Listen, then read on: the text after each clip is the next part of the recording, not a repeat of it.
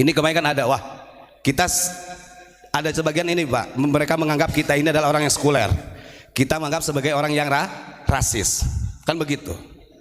Banyak orang yang berkomentar seperti itu, saya tahu. Sekarang saya bertanya, kemana ketika engkau telingamu mendengar ada Habib yang menganjing-anjingkan ulama kita, ketika ada Habib yang menganggap ulama-ulama kita ini sampah, ulama kita ini yang hanya sibuk dengan dunia dan pemerintahan, kemana Anda? Yang memulai rasis dalam hal ini adalah mereka, oknum Habib dari Ba'alawi. Lawan jangan, lawan.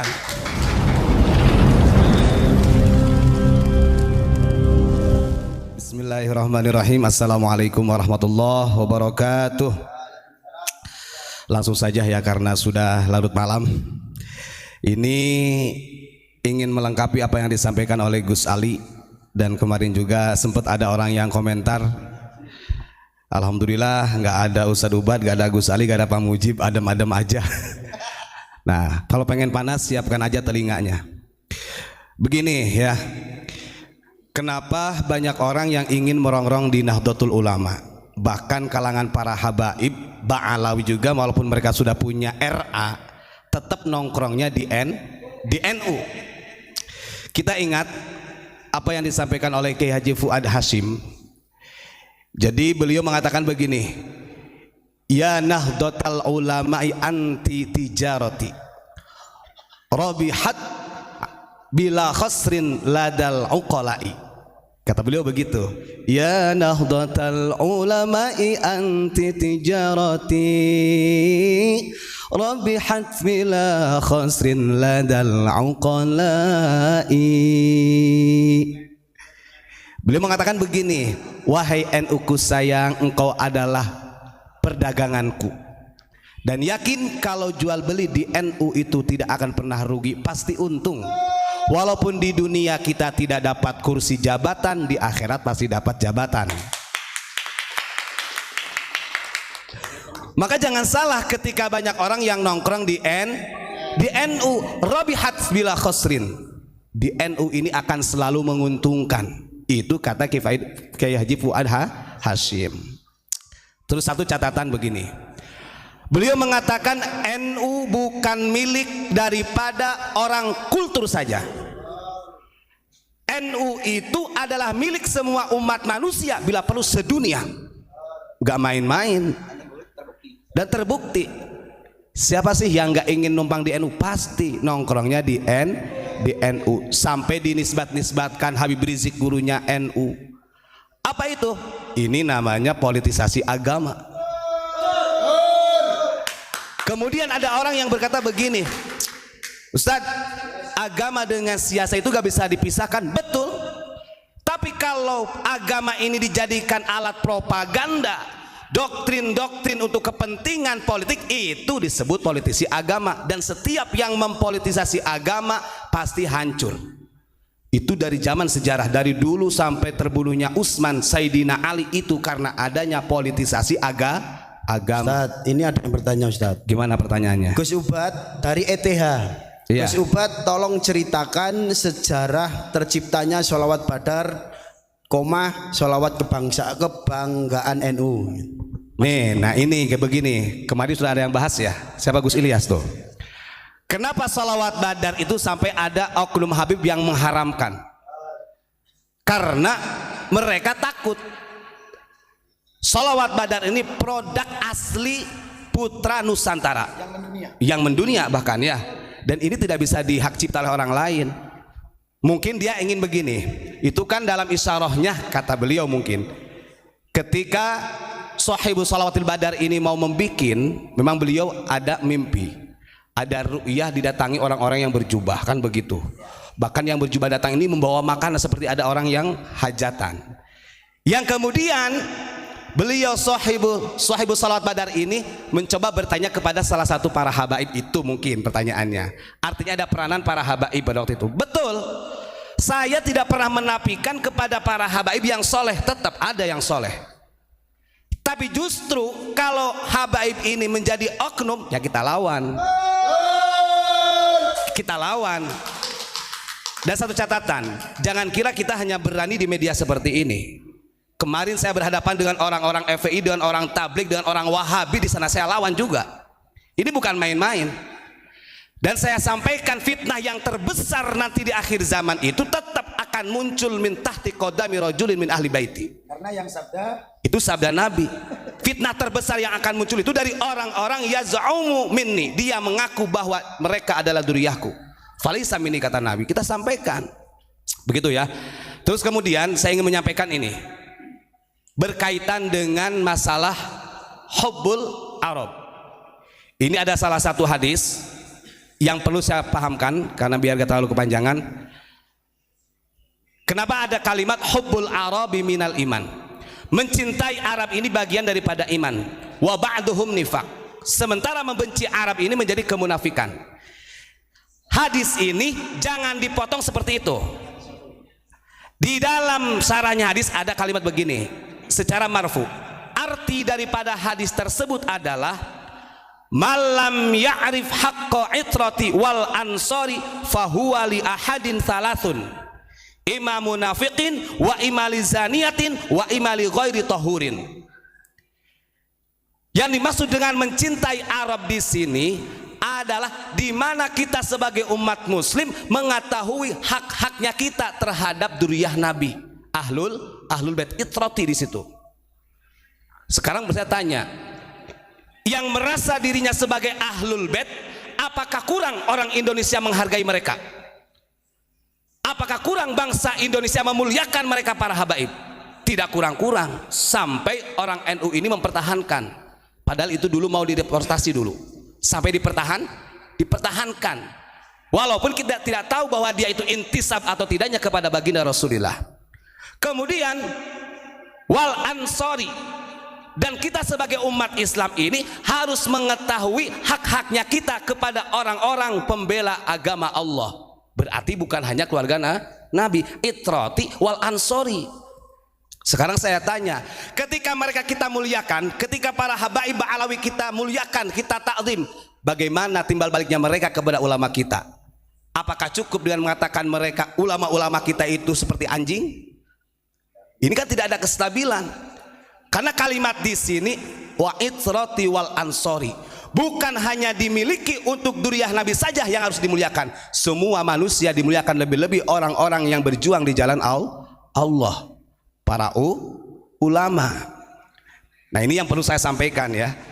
Karena nantinya begini, wah kalau ini kita bahas para habaib itu kan orang Arab, gitu kan? Maka kalau kita seakan-akan membenci, kita dikatakan orang munafik. Justru ketika mereka orang Arab, kalau mereka sendiri pun juga membenci ulama kita, munafik. Double itu. Kenapa saya katakan? Dalam kalimatnya begini. Wa ma'na fil ansor. Mereka itu makanya nggak pernah belajar matan hadis yang benar. Fahuwa li ahadin talatun imam munafiqin wa imali zaniyatin wa imali ghairi tahurin. Kalau seorang habib juga membenci kepada ulama-ulama yang selain habaib, menghinakan, sama posisinya, sama seperti kita membenci mereka. Bisa jadi dia orang munafik, dia juga berdosa seperti orang yang zaniyah, bahkan ghairu tahur, najis hukumnya sama. Jadi jangan sampai ini dibalik fakta karena mereka merasa dzurriyyah Rasul, kita orang Nusantara yang diserang, wah pembenci habib. Sama, mereka benci sama ulama kita, munafik. Karena tidak ada yang lebih utama, mau ahmar mau aswad, lali arabin walali ajamin, tidak ada yang bisa mengungguli kemuliaan bagi orang Arab ataupun orang ajam, sama rata kemuliaannya, terukur hanya dengan ketakwaan. Ini kemarin kan ada, wah kita ada sebagian ini Pak, mereka menganggap kita ini adalah orang yang sekuler, kita menganggap sebagai orang yang rasis, kan begitu. Banyak orang yang berkomentar seperti itu, saya tahu.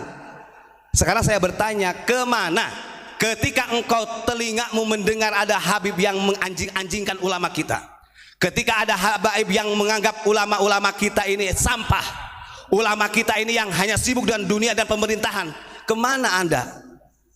Yang memulai rasis dalam hal ini adalah mereka, oknum habib dari Ba'alawi. Lawan jangan, lawan. Begitu. Perlu keseimbangan. Awas ya, ini catatan. Saya berbicara kayak gini bukan hanya di media. Saya kemarin Gus rame dengan orang, ada orang FPI, orang Wahabi, orang Tabligh, semuanya kumpul. Tak habisin semua.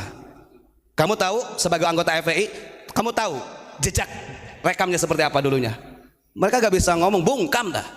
Kalau saya buka bisnis terbesarnya di Indonesia yang membahayakan umat seperti narkoba, itu ada. Betul. Makanya jangan berani-berani. Ini ya, itu hampir keceplosan, mohon maaf. Wow, kita ini loh observasi dengan masyarakat. Betul. Jangan macam-macam, jangan dikira kita ini sebagai orang hanya pembenci mereka. Saya balikin, kalau mereka benci kepada ulama kita, munafik sama. Lebih munafik lagi, double malahan ya. Mereka nggak sadar, mereka sudah jual beli di NU ya. Ya Nahdlatul Ulama anti tijarati. Mereka tuh jual beli di NU. Ya, betul. Suruh pulang ke rumahnya, kan punya rumah sendiri, kan begitu. Masa main ke rumah orang lah terus tidur di situ, beranak di situ sih, gitu. Contoh di Indonesia itu sudah ada, mohon maaf, Muhammadiyah, gitu kan? Muhammadiyah. Kalau Muhammadiyah dengan NU oke lah, gitu kan? Kenapa kok oke lah, gitu kan? Karena di situ ada Kiai Mas Mansur yang dulu ikut berjuang bersama. Gus, boleh nggak tanya? Tanya apa itu? Nah, ini kan selama ini kan yang dibahaskan NU terus ya. Ya. Bahkan yang sering tenar penumpang bisnya kan bis NU. Ya. Nah, yang perlu saya pertanyakan, kok nggak ada yang numpak bis Muhammadiyah? Kenapa Gus? Alasannya ada nggak? Ya. Jejak digitalnya?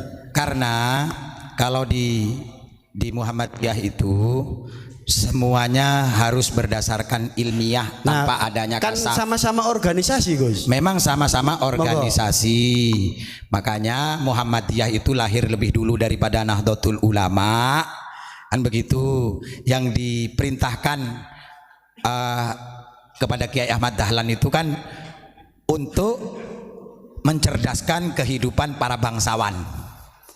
Jadi transformasinya Muhammadiyah itu dulu adalah dari Kiai Soleh Darat yang mencerdaskan kehidupan dari orang-orang bangsawan, orang-orang ningrat yang nggak berani lah mereka, kan begitu. Gelarnya aja Raden, Pangeran, lo ya apa, Bupati Demang, kemudian Temenggung, kan di situ transformasinya ke sana.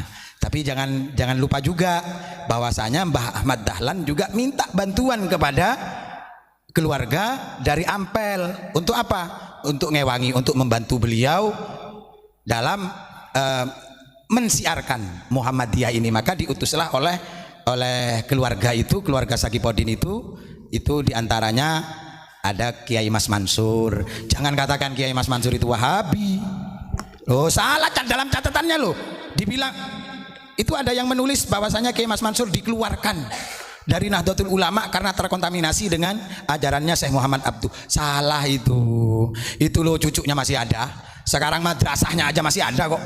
Kiai Mas Mansur itu masih ada. Tanah-tanahnya itu masih ada semuanya. Fakta sejarahnya masih ada. Jadi seperti itu. Nah, kenapa saya pertanyakan Gus? Karena kemarin itu ada yang komentar, dari dulu mulai terciptanya Muhammadiyah, pendiri-pendiri kami itu tidak pernah mau dimasuki oleh bangsa-bangsa Yaman. Lebih-lebih sekarang yang terkenal Ba'alawi. Gitu ada yang komentar itu. Karena saya sendiri itu adalah Muhammadiyah, kata dia itu. Ya. Itu ada itu. Itu jawaban ilmiah lo ya. Jawaban ilmiah, tidak mungkin ada asap kalau tidak ada api. Lah ini kan sebetulnya mengkanter juga dengan pernyataan kemarin Kang Mas itu yang menyatakan bahwasanya kiai itu dari dulu baik-baik saja hubungannya dengan para beliau-beliau itu, gitu kan. Sejarahnya membuktikan bagaimana SDI didirikan, bertransformasi menjadi SI, kemudian gak nyaman ini Mbah Hasan Gipo mendirikan SDA. Berarti kan ada ketidakcocokan. Ketika ada di SI dan SDI ada ketidakcocokan di situ untuk membackup supaya pergerakan perjuangan ulama-ulama pribumi itu pada saat itu yang berada di Surabaya maka bertransformasi lagi. Mbah Hasan Gipo beserta saudara-saudaranya seperti Ki Ahmad Dahlan Akhyat itu kan jarang sekali dikupas toh, kan begitu, bahkan hampir dilupakan. Makanya saya titip saya mohon kepada Mbah Yai yang menjadi ketua PBNU, monggo mbah-mbah itu diusulkan kepada presiden, diusulkan kepada DPR, diusulkan kepada menteri sosial untuk diangkat menjadi pahlawan. Jangan satu-satu, semuanya. Beliau-beliau itu berjasa. Nah, sekarang kalau di NU kenapa para habaib itu diterima? Orang Nahdlatul Ulama itu, kiai-kiai Nahdlatul Ulama ini, mohon maaf, itu setelah pasca kemerdekaan, itu faham dengan isinya Pancasila, Bhinneka Tunggal Ika itu seperti apa. Makanya apa yang disampaikan oleh Ustadz Ubat tadi, loh, kalau kalian mengatakan kami ini kaum munafik gara-gara itu, ya kamu harus koreksi diri dong ketika kamu mau dikoreksi. Kalau kamu tidak mau dikoreksi, berarti kamu menafikan surat wal asri innal insana lafi husrin illal ladzina amanu wa amilus solihati wa tawasau bil haq wa tawasau bis sabr. Gitu aja. Ini tambah seru Gus. Ini boleh nggak dibacakan ini? Apa itu? Ada yang bertanya. Apa coba? Kita bisa jawab, kita jawab. Ini dari Khaira Nadifah Mariza. Assalamualaikum Ustadz Ubat, mohon pencerahannya karena saya kurang paham siapa pencipta sholawat Simtud Duror dan bagaimana jika diamalkan. Piye, monggo ditanggepin apa enggak, silakan. Mohon maaf, saya menjawab begini. Kita berpikir realistis. Kita ini sering melupakan sesuatu yang berarti di negara kita. Sholawat Badar itu dulu adalah untuk menandingi pemahaman dari genjer-genjer, dari lagu genjer-genjer itu. Maka terciptalah sholawat Badar yang berjasa kepada Simtud Duror yang diamalkan di negeri kita ini oleh mimba'dihim min ahli sunnah wal jamaah, kan begitu. Artinya apa? Kita tidak boleh melupakan sejarah dengan siapa, oleh siapa. Di negara kita ini kita bisa berislam seperti ini. Gegap gempita Islam pada saat ini yang kita rasakan. Kalau ada oknum dari mereka yang mengatakan bahkan mengharamkan, apakah ada pembelaan dari saudara-saudaraku yang mengamalkan Simtud Duror? Kan begitu. Cara berpikirnya ini jangan begini, apakah haram Simtud Duror itu diamalkan di Indonesia? Itu pertanyaannya menjebak. Itu namanya pertanyaan yang tidak ilmiah. Gitu loh.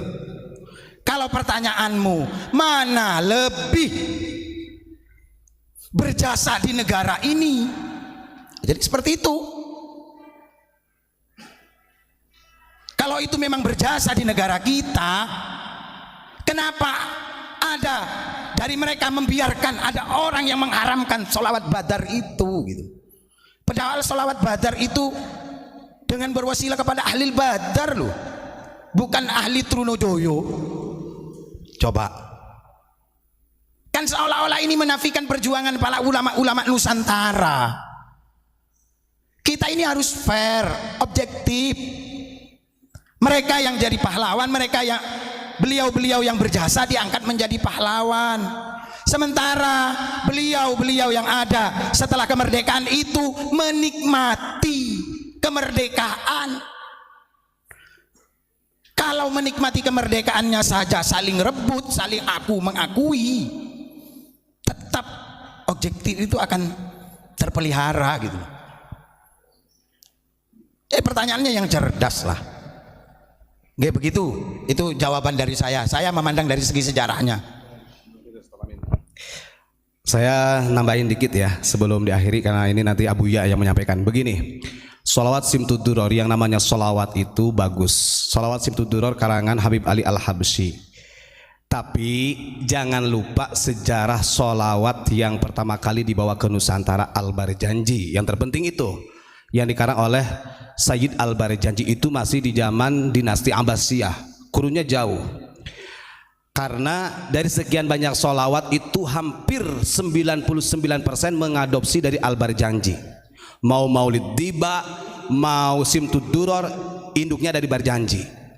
Nah sementara kita ini lupa, Barjanji itu ditulis oleh Sayyid Ja'far Al-Barjanji tidak semudah yang kita bayangkan. Itu perjuangannya sangat luar biasa. Itu sampai dilombakan seluruh dunia ahli sastra. Beliau yang memenangkan. Nah sementara ini yang tradisi warga NU dulu membaca Al-Barjanji, datanglah Simtud Duror dilupakan Al-Barjanji. Saya tahu alasannya. Kenapa? Karena di Maulid Al-Barjanji lebih rentan menjelaskan tentang nasab. Kalimat-kalimat tentang nasab lebih jelas di Al-Barjanji. Mereka ketakutan, takut membahas tentang Makanya saran saya, monggo, sholawat itu baik, Simtud Duror ya baik, walau dikarang oleh Habib Ali Al-Habsyi, tapi jangan lupa kali-kali, jangan sampai lupa lah baca Al-Barjanji. Di waba'adu fa'akulu sampai selesai, Anda akan memahami bagaimana cara kita memuliakan kepada Kanjeng Nabi, Ahlul Bait dan duriyah-duriyahnya, bukan menjadi diperbudak.